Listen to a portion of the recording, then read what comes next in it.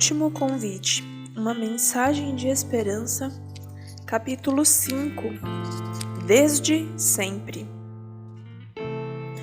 A mensagem do primeiro anjo começa com a boa notícia eterna, ou o Evangelho eterno.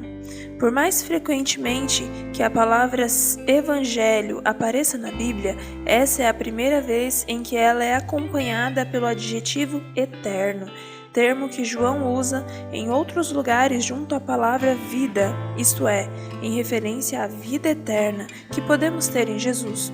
Por exemplo, em verdade lhes digo, quem crê em mim tem a vida eterna. João 6:47.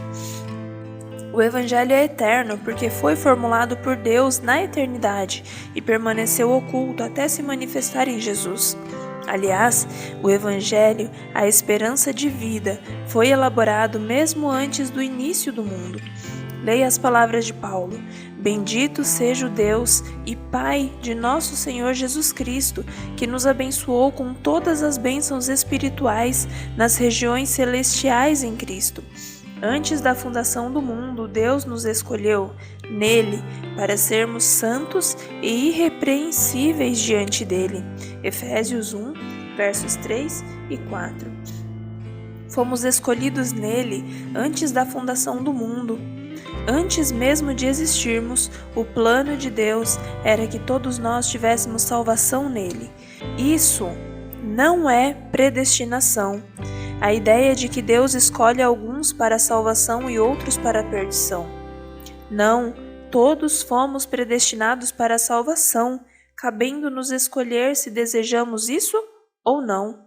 O plano de Deus, antes mesmo que o mundo existisse, foi que todos tivessem vida eterna em seu Filho. Vemos, porém, aquele que por um pouco foi feito menor do que os anjos, Jesus, que por causa do sofrimento da morte foi coroado de glória e de honra, para que pela graça de Deus provasse a morte por todos. Hebreus, capítulo 2, verso 9.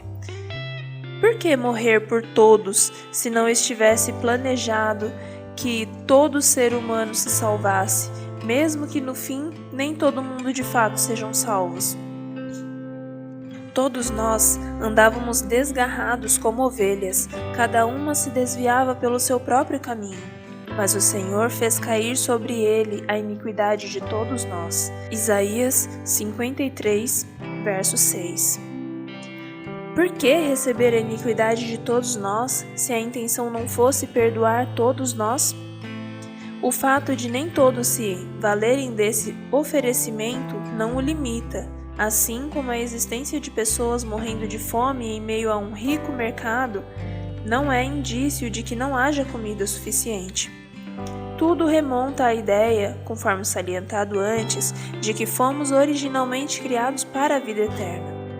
Desde o início, deveríamos viver para sempre. Contudo, mesmo antes de criar este mundo, Deus sabia o que aconteceria. Ele sabia que a humanidade cairia. Assim, Ele elaborou o plano capaz de levar a salvação a todos, a cada um de nós. Esse é o Evangelho eterno. Paulo, servo de Deus e apóstolo de Jesus Cristo, para promover a fé que é dos eleitos de Deus e o pleno conhecimento da verdade segundo a piedade. Escrevo na esperança de vida eterna que o Deus, que não pode mentir, prometeu antes dos tempos eternos. Tito 1 e 2. Antes da fundação do mundo é uma coisa. Paulo, porém, identifica a questão em que um tempo ainda mais remoto. Recebemos a promessa de vida eterna antes dos tempos eternos. Antes dos tempos? É interessante notar que, à luz da ciência moderna, há bilhões de anos, a matéria, a energia, o espaço e o tempo passaram a existir instantaneamente. O tempo, em si, teve um princípio, uma vez que não existia antes. De acordo com Paulo, foi nesse momento, antes do princípio, antes do tempo em si, que Deus nos prometeu a esperança de vida eterna. Quando exatamente isso aconteceu, quem pode saber?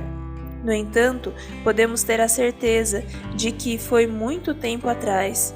Isso é o que significa Evangelho eterno. Sabendo que não foi mediante coisas perecíveis como prata ou ouro que vocês foram resgatados da vida inútil que seus pais lhes legaram, mas pelo precioso sangue de Cristo, como de um cordeiro sem defeito e sem mácula. Ele foi conhecido antes da fundação do mundo, mas foi manifestado nestes últimos tempos em favor de vocês. 1 Pedro, capítulo 1, versos 18 a 20. Antes da fundação do mundo, a promessa da salvação foi dada porque o plano da salvação já existia também. Antes do tempo em si, a divindade havia planejado que Jesus, o Filho de Deus, derramaria seu sangue pela humanidade. E é por isso que ele é chamado de Cordeiro que foi morto desde a criação do mundo. Apocalipse 13, verso 8. O plano da salvação foi elaborado antes que precisássemos dele, a fim de que existisse quando fosse necessário. Era a garantia da nossa alma. Esse é o mesmo Evangelho, o mesmo plano da salvação, desde antes do início dos tempos até o Evangelho ser proclamado na primeira mensagem angélica. Há somente um Evangelho. Ele foi formulado pela primeira vez na eternidade passada e perdurará ao longo da eternidade futura. O próprio Paulo afirmou, até mesmo advertiu: mas, ainda que nós ou um anjo dos céus pregue um evangelho diferente daquele que nós pregamos a vocês, que seja amaldiçoado. Como já dissemos agora, repito: se alguém anuncia a vocês um evangelho diferente daquele que já receberam, que seja amaldiçoado. Gálatas capítulo 1, versos 8 e 9. Esse evangelho foi proclamado para Adão e Eva no Éden, conforme Gênesis capítulo 3, verso 15, após pecarem e introduzirem o pecado e a morte em nosso mundo.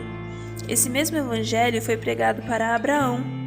Ora, tendo a Escritura previsto que Deus justificaria os gentios pela fé, preanunciou o evangelho a Abraão, dizendo: em você serão abençoados todos os povos.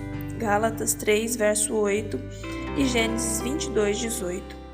Foi o mesmo evangelho pregado ao Israel antigo em meio às suas peregrinações pelo deserto. Hebreus 4, verso 2. Esse mesmo evangelho, essa mesma mensagem, foi o que o céu pregou aos pastores nas campinas próximas a Belém por ocasião do nascimento de Jesus. Estou aqui para lhes trazer boa nova, de grande alegria, que será para todo o povo, é que hoje, na cidade de Davi, nasceu-lhes o Salvador, que é Cristo, o Senhor. Lucas 2, versos 10 e 11. Foi o mesmo evangelho que Jesus pregou: o tempo está cumprido e o reino de Deus está próximo. Arrependam-se e creiam no evangelho. Marcos 1, 15. Foi o mesmo evangelho que salvou o ladrão na cruz, a quem Jesus prometeu vida eterna. Lucas 23, verso 43. Também foi o mesmo evangelho que Jesus instruiu os discípulos a pregarem até o fim. E será pregado esse evangelho do reino para todo o mundo, para testemunho a todas as nações. Então virá o fim. Mateus 24, verso 14. Esse é o mesmo evangelho, o evangelho eterno, que o primeiro anjo proclama ao mundo. A mensagem eterna ali contida é que a salvação, a vida eterna que deveríamos ter desde o princípio, só é encontrada pela fé em Jesus. Somente quando tomamos posse pela fé da justiça perfeita de Cristo, dependemos completamente dos seus méritos, não de nós mesmos, nem das nossas boas obras, podemos readquirir a vida eterna, a qual já deveríamos ter acesso desde o início. Portanto, não se envergonhe do testemunho de nosso Senhor, nem do seu prisioneiro, que sou eu. Pelo contrário, participe comigo dos sofrimentos a favor do Evangelho, segundo o poder de Deus que nos salvou e nos chamou com santa vocação, não segundo as nossas obras, mas conforme a sua própria determinação e graça que nos foi dada em Cristo Jesus antes dos tempos eternos. 2 Timóteo, capítulo 1, versos 8 e 9. Se há um texto que comprove a salvação pela graça, não por obras, deve ser esse. Se fomos chamados para a salvação antes que o mundo existisse, até mesmo no início do tempo, então a salvação não pode se basear em nossas obras, porque fomos chamados em Cristo antes que existíssemos e pudéssemos realizar qualquer obra. Receber a promessa de algo antes de existir, antes da possibilidade de fazer qualquer coisa para merecer, se isso não for graça, o que é então? Além disso, conforme vimos, Jesus, aquele que criou todas as coisas, se encolheu para se tornar um bebê humano, o qual cresceu até a idade adulta, viveu uma vida sem pecado e então ofereceu uma vida em sacrifício por nós. O próprio Deus morreu por nós? Isso não seria suficiente para nos salvar? Precisaríamos, por acaso, das nossas obras também? Uma escritora cristã expressou essa realidade da seguinte maneira: se juntássemos tudo o que é bom e santo, nobre e belo no ser humano e apresentássemos o resultado aos anjos de Deus, como se desempenhasse uma parte na salvação da alma humana ou na obtenção de mérito, a proposta seria rejeitada como traição. Encontrando-se na presença de seu Criador e contemplando a glória insuperável que envolve sua pessoa, eles consideraram o Cordeiro de Deus, dado desde a fundação do mundo, a uma vida de humilhação, a ser rejeitado por homens pecaminosos e a ser desprezado e crucificado. Quem pode avaliar a imensidão desse sacrifício? Esse Evangelho eterno é o fundamento das 3 mensagens angélicas, pois sem ele, sem a promessa da vida eterna, o grande centro do Evangelho, o que mais importaria? Sem ele, seríamos como pó, que é levado pelo vento, ou como as cinzas esquecidas pelo tempo. Sem dúvida, depois de tudo o que vivenciamos, depois de todas as provas, dificuldades e aflições que enfrentamos apenas para permanecer vivos, terminar assim não parece valer a pena. Quase não faz sentido. Não faz sentido porque jamais deveria ser assim. O pecado desencaminhou tudo. O Evangelho eterno é a solução de Deus para restaurar a normalidade, sanidade e vida a um mundo imerso em anormalidade, insanidade e morte.